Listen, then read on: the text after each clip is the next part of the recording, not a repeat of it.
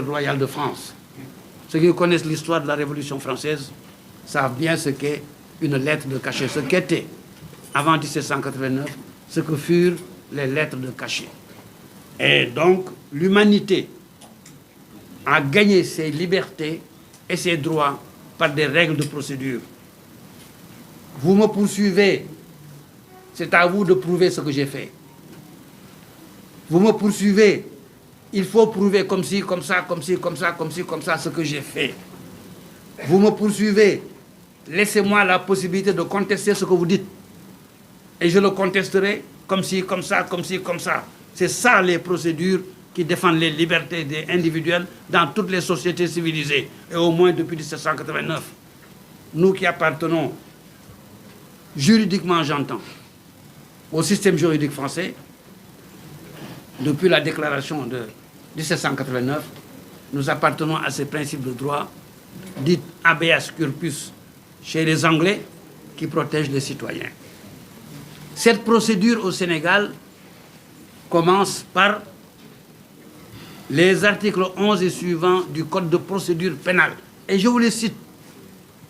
C'est important. Vous allez voir à la fin de mon exposé pourquoi je cite tout cela. Les articles 11 et suivants du Code de procédure pénale énumèrent, s'occupent de ce qui est appelé les personnes qui interviennent dans la procédure pénale. Le début de toute procédure judiciaire. C'est le livre premier du Code de procédure pénale qui dit que interviennent dans la procédure pénale les officiers et agents de procédure judiciaire, agents de police judiciaire, les officiers de police judiciaire et les agents de police judiciaire. Et ensuite, le ministère public, c'est-à-dire les procureurs. C'est tout. Et enfin, des personnes spéciales, désignées par des lois spéciales, à qui on donne spécialement, parfois, la mission ou le qualificatif pour un cas précis d'officier de police judiciaire. Par exemple, en matière d'eau et forêt, en matière des délits relatifs aux eaux et forêts, les délits relatifs à la chasse, les délits douaniers. Parfois, le code douanier donne à des inspecteurs de douane la qualité d'officier de police judiciaire lorsque ces officiers de douane poursuivent et arrêtent quelqu'un. Seules les personnes énumérées, officiers de police judiciaire, sont capables d'intervenir dans la procédure qui déclenche le droit pénal et les arrestations. Ensuite, dans l'environnement, je dis bien dans l'environnement, de la morale pratique, et je dis bien de la morale pratique, c'est là où je reviens à la CENTIF. Et je l'appelle moi-même environnement de la morale pratique, la morale politique, parce qu'elle est pratique et elle est politique. Intervient dans notre hypothèse, dans ce qui nous intéresse aujourd'hui, la CENTIF. La CENTIF est un organisme créé par ces États réunis pour dire lutter contre le blanchiment universel de capitaux. Ça existe, l'équivalent existe en France, l'équivalent vient des États-Unis, et ça existe aujourd'hui sur les territoires des pays de la CEDEAO. Mais on dit à la CENTIF, vous êtes un organisme administratif, vous êtes chargé de faire des enquêtes, recevoir des dénonciations de tout le monde, faire des enquêtes vous-même, en tirer les conséquences, les enseignements que vous voulez, vous, CENTIF, et vous transmettez au procureur de la République, si vous voulez. Vous êtes un organisme administratif. L'article 95 précise que la CENTIF est une autorité administrative placée sous la tutelle du ministère des Finances. Le texte est là. Tout le monde peut le lire. Article 95. CENTIF, organisme administratif placé sous l'autorité du ministre chargé des Finances. Tout organisme judiciaire est placé sous l'autorité du ministre de la Justice et pas du ministre des Finances. La CENTIF n'est pas un organisme judiciaire. Donc, personnellement, à titre personnel, auteur d'un ouvrage, ma doctrine personnelle, ma compréhension personnelle est que Et vous allez voir les conséquences de ce que je dis. La CENTIF n'est pas obligée, dans son enquête, d'appeler qui que ce soit pour faire un débat contradictoire et poser des questions et être répondu. C'est un organisme administratif qui peut en faire à sa tête. Se faisant à sa tête, la CENTIF envoie auprès du procureur de la République un rapport administratif et pas judiciaire.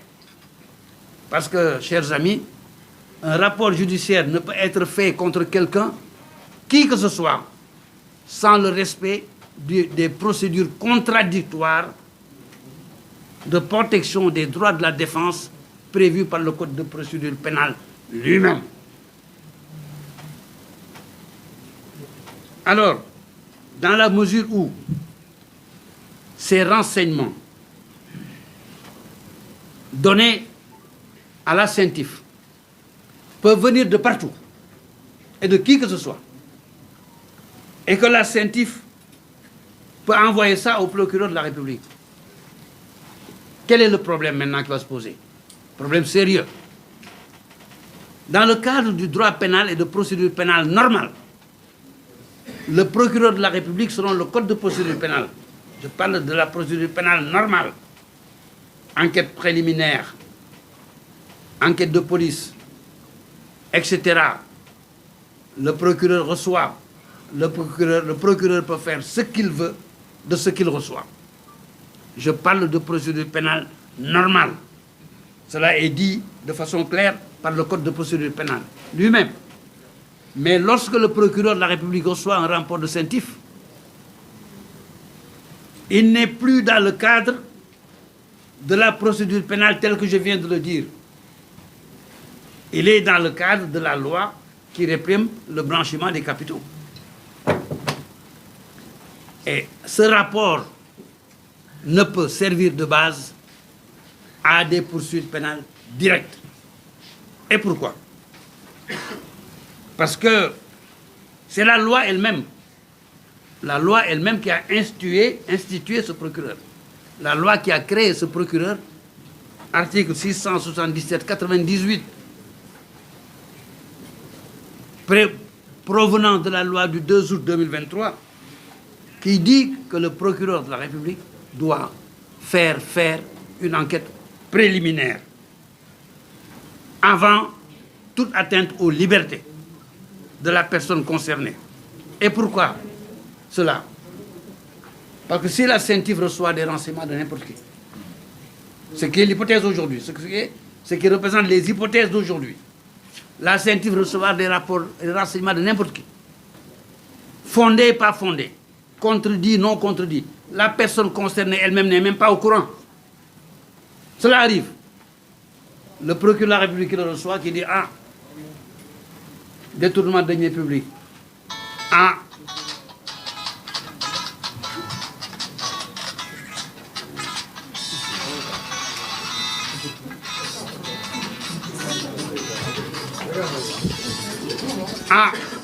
détournement de deniers publics. Ah, escroquerie portant sur deniers publics. »